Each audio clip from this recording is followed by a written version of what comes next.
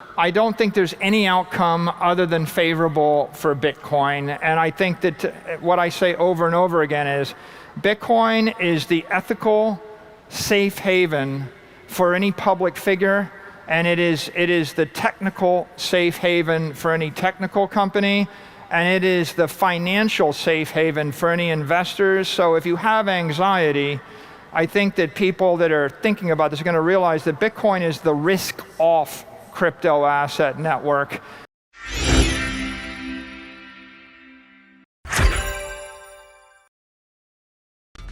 Introduce rather the next panel. I want to share with you guys an anecdote. Over the past 2 years, I've been attempting to orange pill people in my life, as I'm sure many of you have as well. And my father and mother have been one of those, and I've been particularly effective with my dad, who incidentally I brought here with me to this conference, and it's amazing to see him witness all of this. And side note, if you are orange pilling family members, just be careful, right? Because you might be sitting around a family dinner sometime and someone brings up like a critique of Bitcoin, and if you've done too good of a job, the family member that you orange pilled might like jump down their throat if they're not calling out fiat as a scam. So just take it easy and be careful you don't create too many monsters in your family. But the reason why I bring him up is because I brought him to an event last night, and after we were there meeting tons of great people, learning a ton, all that kind of stuff, he remarked to me, man, everybody's so positive. Everybody's so happy. Everybody's so humble. Everyone's so polite. Everyone's so smart. And I was like, yeah, that's Bitcoin. That's what this is all about. People are engaged and motivated and enthusiastic for the future we have in store now that we have a tool like Bitcoin. And so this next panel is going to be discussing the bright orange future that is Bitcoin. So please help me welcome to the stage Cathie Woods, the founder, CEO, CIO of ARK Invest, and Michael Saylor, the GigaChat himself, CEO of MicroStrategy.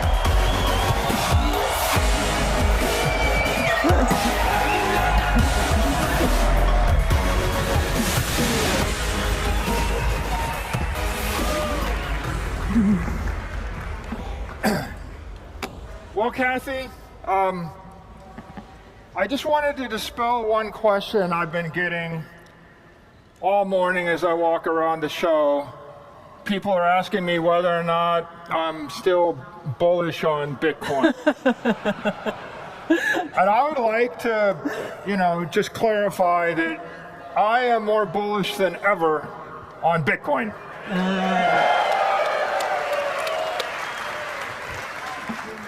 The future's bright. So, we're here to talk about what we see in the future. And you've spent a career in institutional investment and capital markets, looking at it from the point of view of an investor. And I spent my career attempting to attract money from people like you, running a company in the public market. And so I think we're both half of the coin. And that's why I was excited to talk with you today. So, in my mind, I got three main areas: the political, macroeconomic, regulatory environment. What's going on there in the next year to 2 years? And the second is the capital markets and what's going on with large pools of money, the people running the trillions and trillions of dollars, I guess hundreds of trillions of dollars. And then the third is technology. And of course, you love technology, you know the capital markets. We both have political opinions. Yes. Okay. So why don't we start with politics and regulation and economics? What do you see as we look forward, and how do you think it's going to affect Bitcoin? Well, I think the most interesting thing that's happened, and we met someone from Mississippi, I think a congressman from Mississippi, and I'm seeing the politics around Bitcoin changing radically because it has become, the single issue that some people are voting on, and this is bipartisan. And even where we've moved in St. Pete, because people know that I'm very Bitcoin focused, the politicians have come to me and said, I want to pull together a room of Bitcoin enthusiasts, and I really want to learn from them what they want from us. Think about that. Think about that. That is a radical shift over the last few years. The other thing that I see, so a year ago, roughly, when Janet Yellen was appointed Treasury Secretary, I remember her first comments about Bitcoin were money laundering, nefarious characters, environmentally damaging. And then 2 weeks ago, someone's whispering in her ear, and we talked about this, you think it might be Gary Gensler. There is someone whispering in the ears of politicians, if you want to lose, if you want the US to lose out on this, one of the most amazing innovation platforms of all times, you keep talking like that. So she has changed her tune. So I'm very positive here. And of course, we're meeting people from around the world, just met from Honduras, Mexico. I think the movement is spreading pretty quickly now. Yeah, I think the last 12 months has been just a 180-degree turn. If you roll back 12 months, you had so many smart people that had a lot of money and power saying, Bitcoin looks too good to be true. It's so good, someone's going to ban it. Right? We heard that. And I think a couple of weeks ago, with the executive order, what we had was the President of the United States giving a green light to Bitcoin.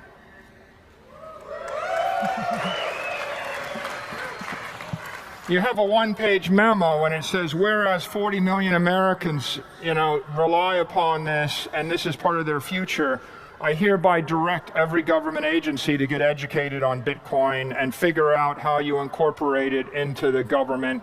And I think that if I scan the last 100 years of history, and I ask, when's the last time the President of the United States directed the government to embrace a new asset class? The answer is never. So I think that Bitcoin should be taking a victory lap for what happened here just in the past few weeks in the United States government. Because a year ago, Bitcoin was, maybe it was Eastern technology and it wasn't Western technology, and maybe the government was going to ban it and we're afraid of it. And what happened in the last 12 months is Bitcoin moved west, Bitcoin has been embraced. The administration has given a green light to Bitcoin.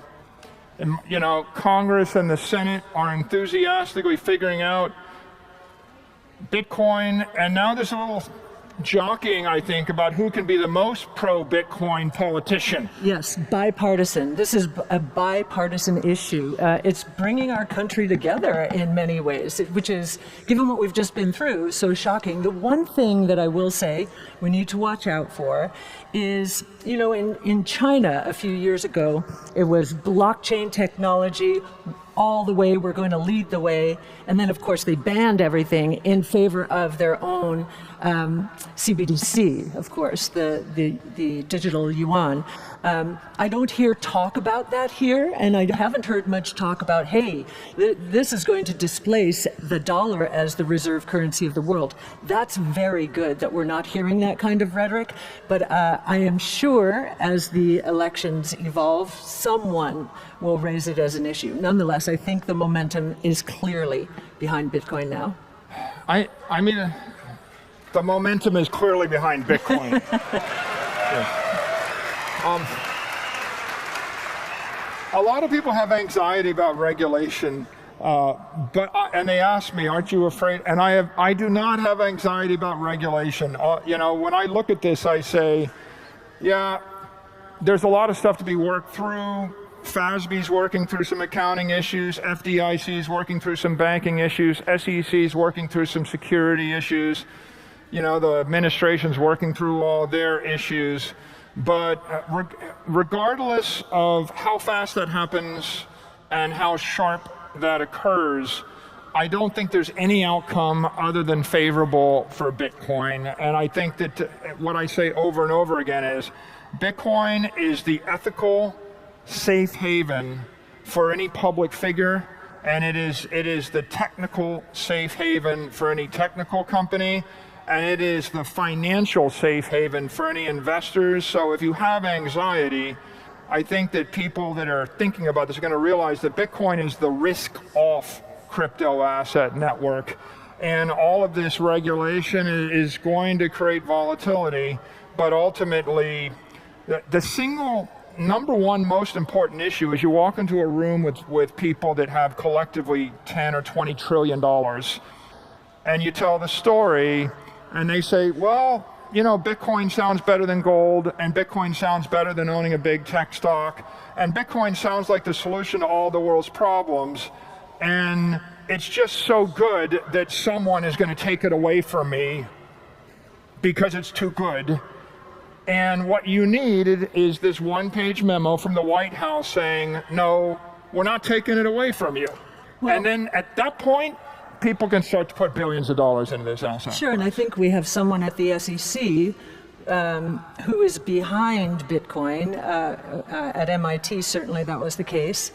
And the SEC has declared, as we all know, that Bitcoin is not a security.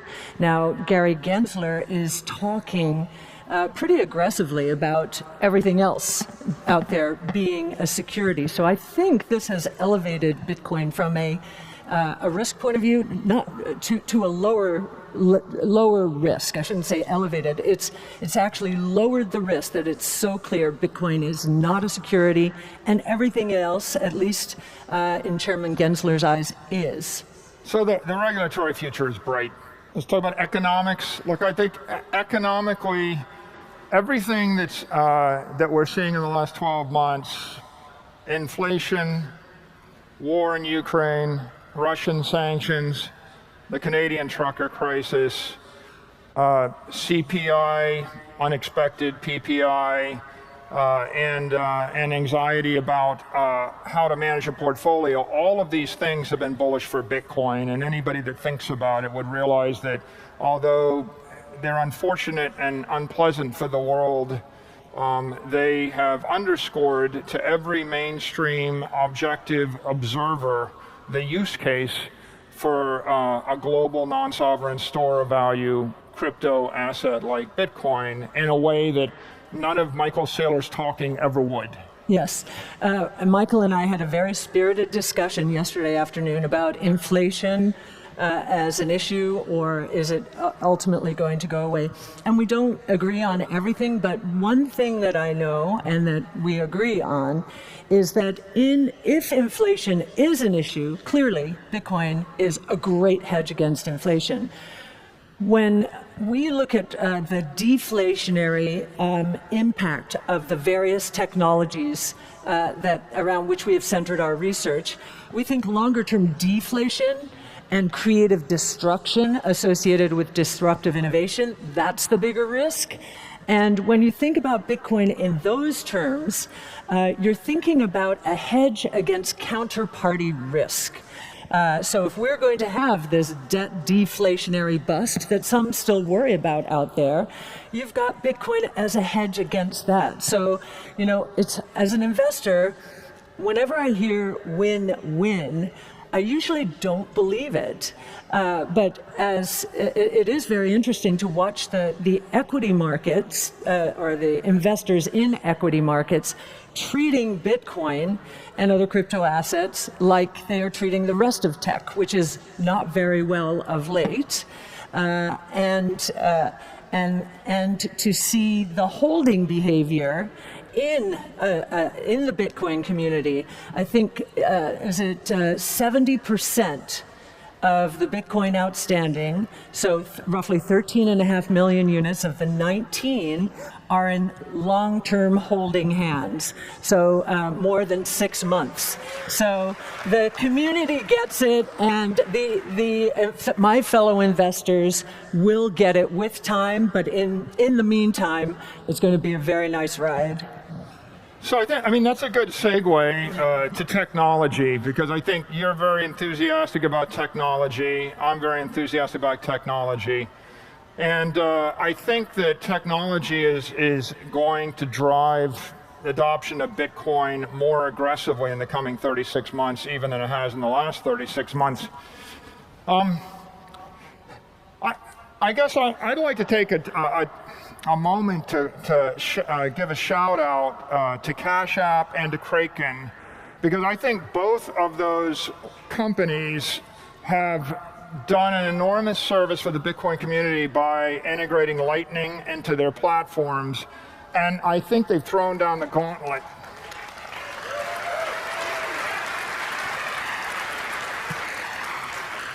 You know, if I put away my macroeconomic hat and just think as a technologist, if you're a technical entrepreneur, if you're a venture capitalist, and if you're trying to figure out what's the next great thing, I think it has to involve Lightning in somehow.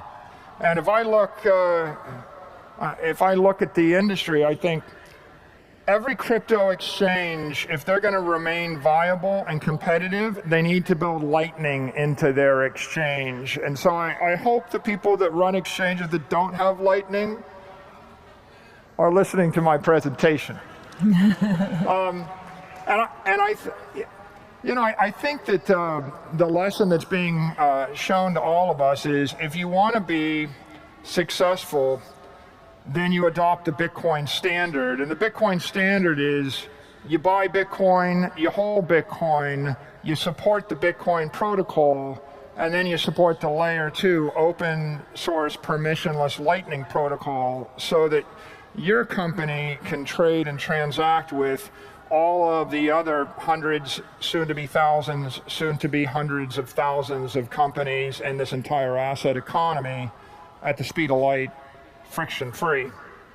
Cathie, what do you think about technology trends that are going to impact Bitcoin?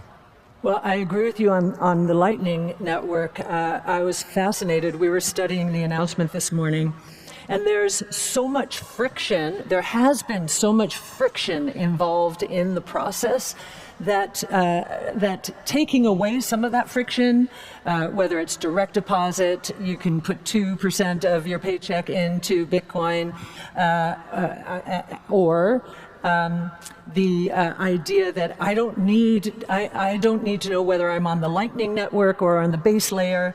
I can transact. I can become a part of this community and not have the friction. I think they're pulling a lot of the difficulty, complexity out. I've watched the number of Lightning channels. They're up to 84 to 90,000. That's nearly a triple over the last year. That's probably because of El Salvador. With this announcement, I think the number of channels is going to explode. The liquidity, we think, is going to go from, and I should say we, in the audience, we have Yassine Elmandra and Frank Downing, my secret weapons in terms of Bitcoin and everything crypto, for example. But we think that the liquidity, which has gone up tenfold in dollars, fourfold in Bitcoin over the last year, that's just a taste of what's going to happen now that Cash App is going to make this, make it so much easier to use the Lightning Network. And I also say follow the developers. I think we're going to see an explosion of developers focused on the Lightning Network. And so now I think this has been the missing link in terms of the use case. Store of value, yes, it's always been there. Means of exchange and unit of account now have a much better opportunity for Bitcoin to dominate long term. I didn't mention BitPay, but I got to say I was really excited this week when I read that BitPay is also supporting Lightning, and it made me think we're in a year, right, 2022, where people are going to start to realize that not supporting Lightning is like not supporting the internet, right? If you don't support Bitcoin, you don't support sound economics or integrity. But if you don't support Lightning, it's just kind of like cutting yourself off from the internet.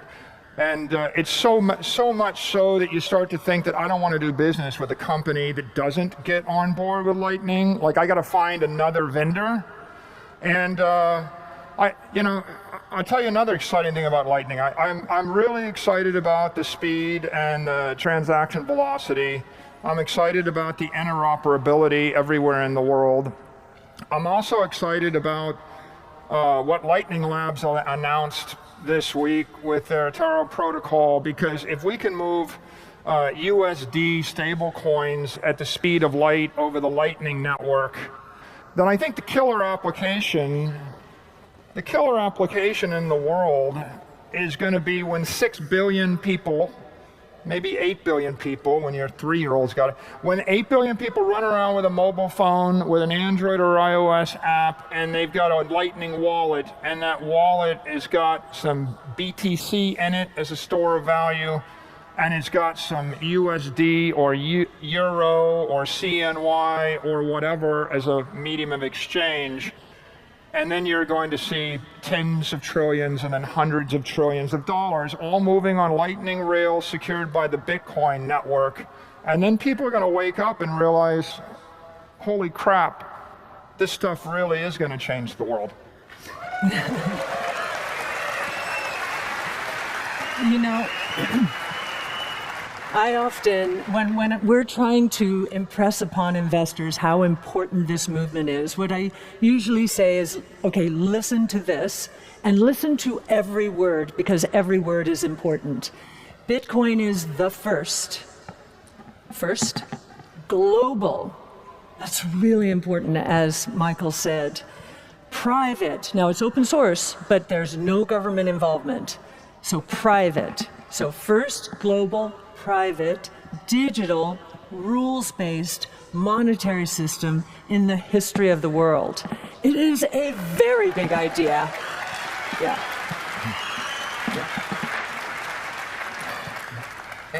Any form of money moving at any frequency instantly anywhere in the world over Bitcoin, right, is such a beautiful vision. So let's talk about capital markets. I just think we've made enormous progress. 18 months ago, MicroStrategy bought $250 million of Bitcoin. People thought we were crazy.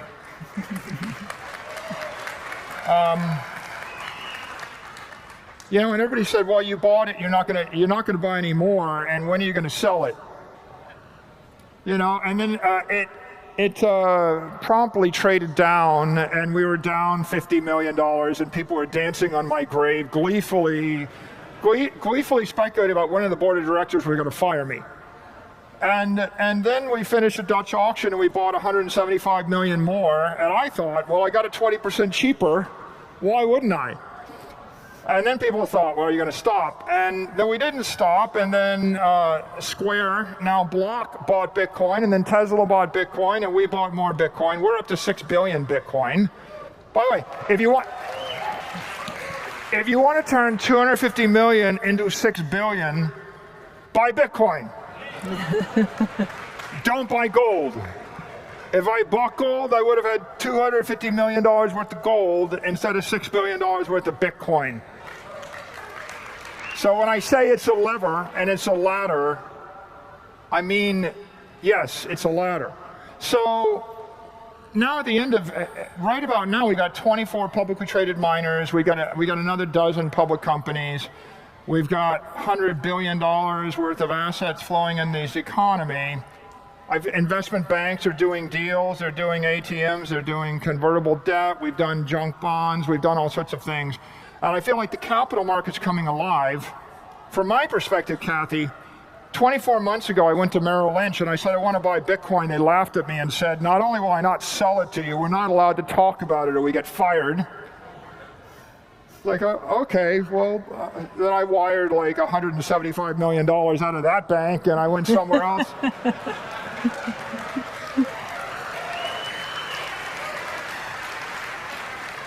And you know, I think the victory lap here is now my inbox has Bitcoin research from Merrill Lynch sent to me by the same broker.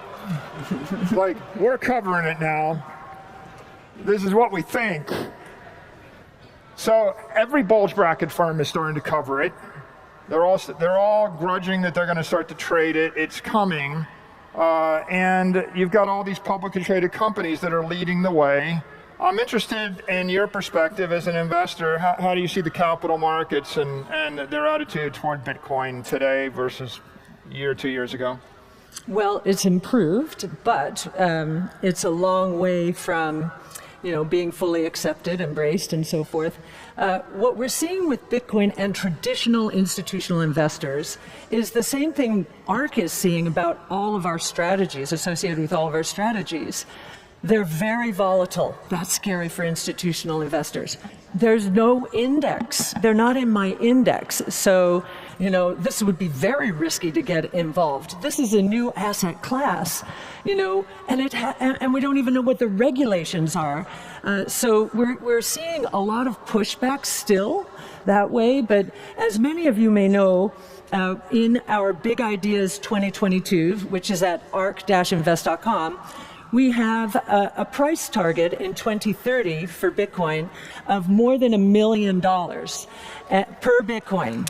And yeah, see, even you can't believe it. I expected a big roaring no, but and if you go in and you'll see how we build that case, we see institutional investors, all we expect over the next 8 years is that 2.5%, roughly 2.5% of assets, institutional assets, are allocated to Bitcoin. So we don't need a lot. And if it's more than that, and that's how institutional investors work, they tiptoe in. In the 70s, it was real estate.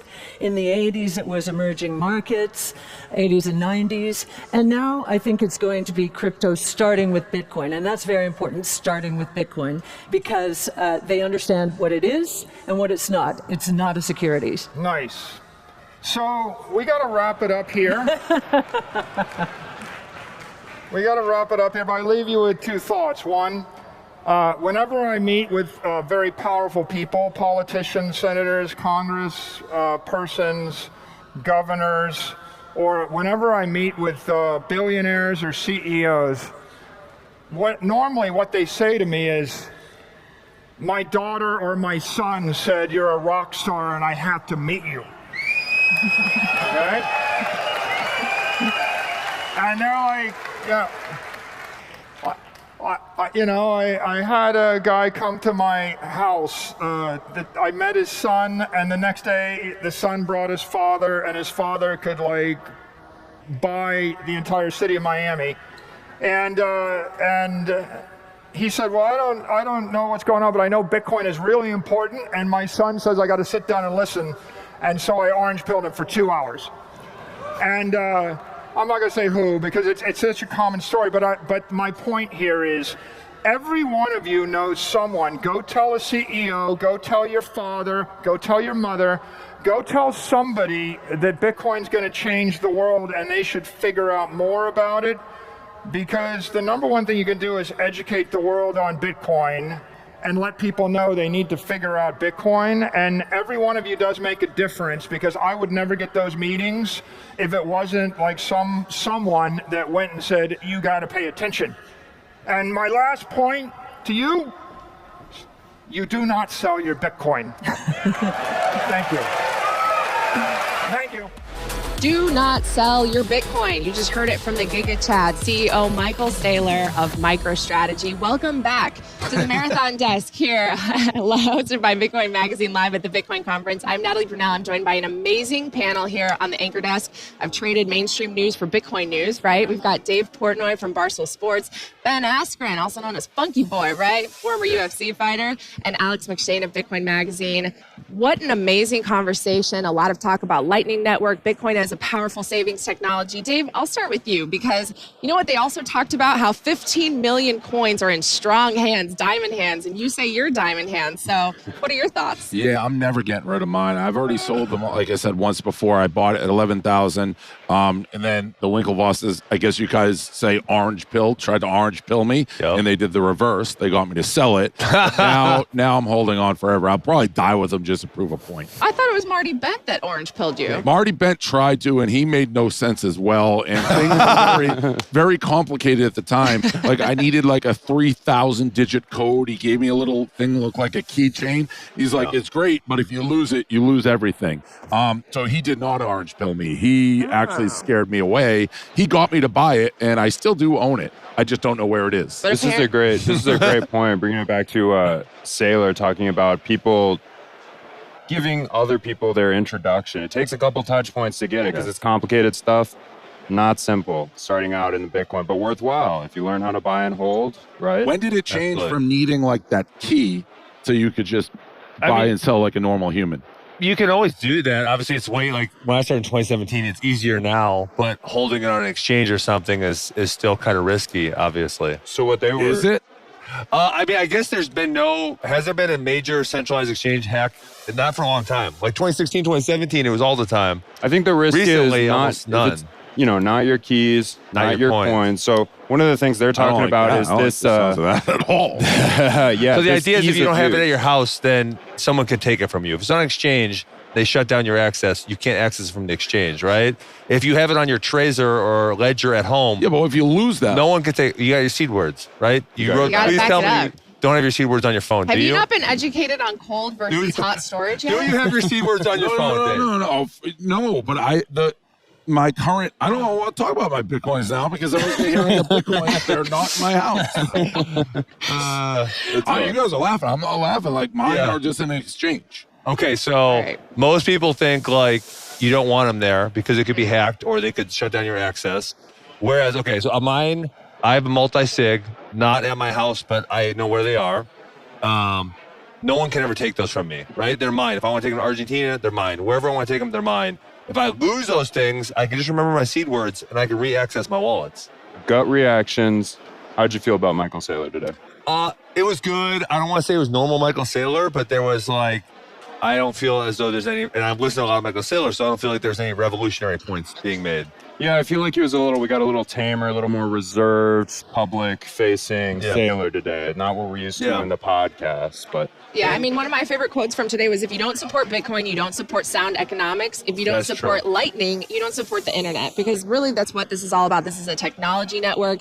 Maybe it's in its early stages, but it's growing very, very quickly. And it's not only a powerful savings technology, but now with Lightning, a payment rail that can Yeah. transform. and So- that's helping us bring Bitcoin from our store of value.